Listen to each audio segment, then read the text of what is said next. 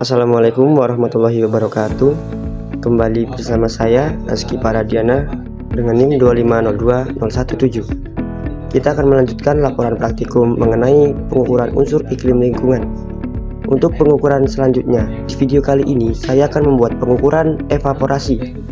Nah, jadi untuk pembahasan lebih lanjut, tonton video ini sampai habis. Nah, jadi evaporasi ini didefinisikan sebagai proses perubahan fase air dari bentuk cair menjadi uap air yang kemudian dilepaskan ke atmosfer melalui permukaan bebas.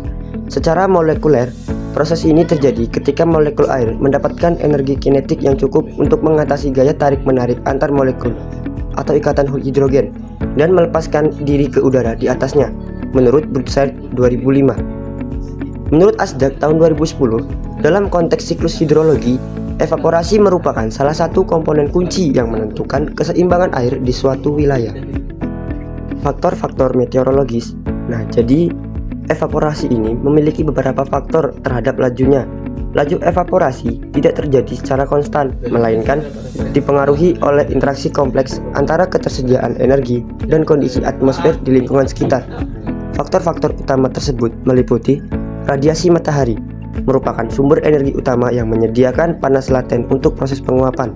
Allen DKK 1998. Yang kedua, defisit tekanan uap (VPD).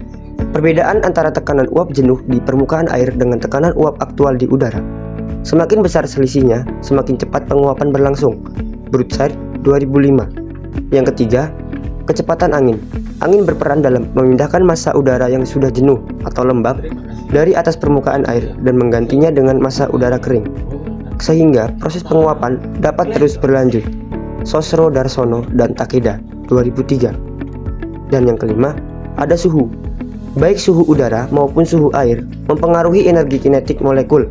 Kenaikan suhu umumnya berkorelasi positif dengan peningkatan laju evaporasi. Asdak 2010. Untuk tujuan praktikum kali ini, yang pertama adalah menentukan laju penguapan harian, menganalisis korelasi antar unsur klimatologi, dan mengetahui kondisi iklim di wilayah pengamatan, yaitu Institut Teknologi Perkebunan Pelalawan Indonesia. Nah, alat untuk pengamatan pengukuran ini sangat mudah, yaitu siapkan 2 buah kaleng besar, penggaris, dan juga handphone. Kemudian ada juga air dan juga alat tulis. Nah, untuk cara pengukuran evaporasi ini, kita siapkan kaleng besar dengan ukuran yang sama. Masing-masing kaleng diberi air 9 ml. Letakkan di ruang terbuka 1 dan di ruang tertutup 1.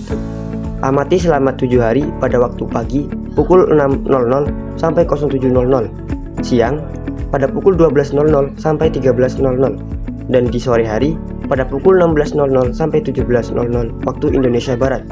Setiap 1 kali pengukuran, tunggu 1 jam, kemudian catat. Praktikum pengukuran evaporasi periode 15 April 2026 sampai 21 April 2026. Data hasil pengukuran selama periode 1 minggu mengenai pengukuran evaporasi. Jadi untuk pengukuran ini adalah pengukuran pada pagi hari pada pukul 7.30 sampai 8.30. Ini adalah data hasil pengukuran pada siang hari pada pukul 12.00 sampai 13.00. Terakhir adalah data hasil pengukuran evaporasi pada sore hari pada pukul 16.30 sampai 17.30 waktu Indonesia Barat. Pembahasan mengenai data hasil pengukuran evaporasi selama 1 minggu.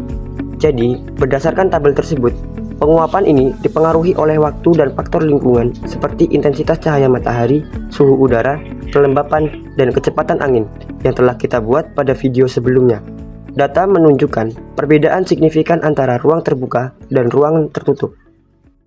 Nah, jadi proses penguapan atau evaporasi merupakan mekanisme perpindahan massa air ke atmosfer yang secara dominan dipengaruhi oleh waktu dan faktor lingkungan.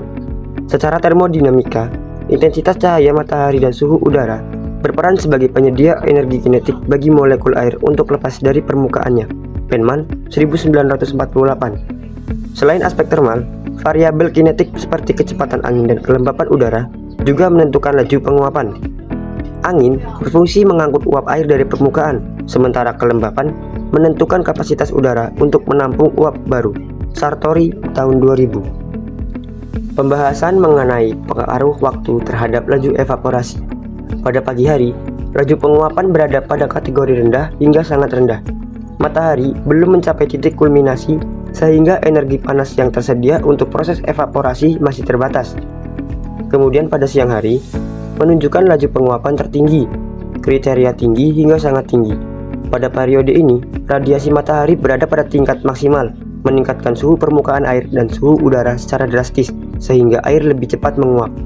Pada sore hari, laju penguapan mulai menurun kembali ke kategori sedang atau rendah, seiring dengan menurunnya intensitas matahari. Hasil pengamatan menunjukkan bahwa laju penguapan tertinggi secara konsisten terjadi pada waktu siang dengan kriteria tinggi hingga sangat tinggi di ruang terbuka. Hal ini sejalan dengan teori yang menyatakan bahwa radiasi matahari adalah sumber energi utama yang memicu perubahan molekul air dari fase cair ke fase gas. Handoko 1995. Pada tengah hari, sudut datang matahari berada pada posisi maksimal, sehingga pasokan energi untuk penguapan berada pada titik puncaknya. Pembahasan perbandingan lokasi antara ruang terbuka dengan ruang tertutup. Ruang terbuka konsisten menunjukkan penurunan ketinggian air yang lebih besar. Hal ini disebabkan oleh paparan langsung sinar matahari dan sirkulasi angin yang mempercepat molekul air untuk lepas ke atmosfer. Pada ruang tertutup, laju penguapan cenderung stagnan atau berkurang sangat sedikit. Hal ini dikarenakan suhu ruangan yang lebih stabil, minimnya radiasi matahari langsung, dan kelembapan udara yang lebih jenuh di dalam ruangan yang membatasi proses penguapan. Nah, data lapangan menunjukkan adanya perbedaan signifikan antara laju penguapan di ruang terbuka dan ruang tertutup.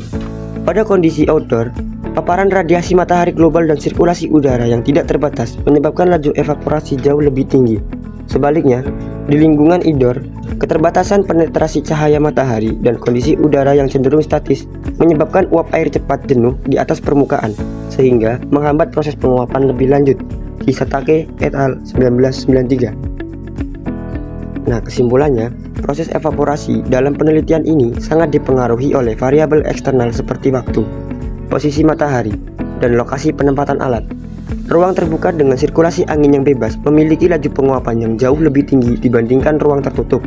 Adanya hujan merupakan faktor pembatas yang dapat menyebabkan anomali dalam perhitungan data evaporasi harian.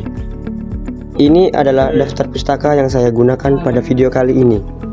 Jadi, untuk teman-teman semua, saya mohon maaf ya sebesar-besarnya apabila ada kekurangan pada penyampaian video kali ini.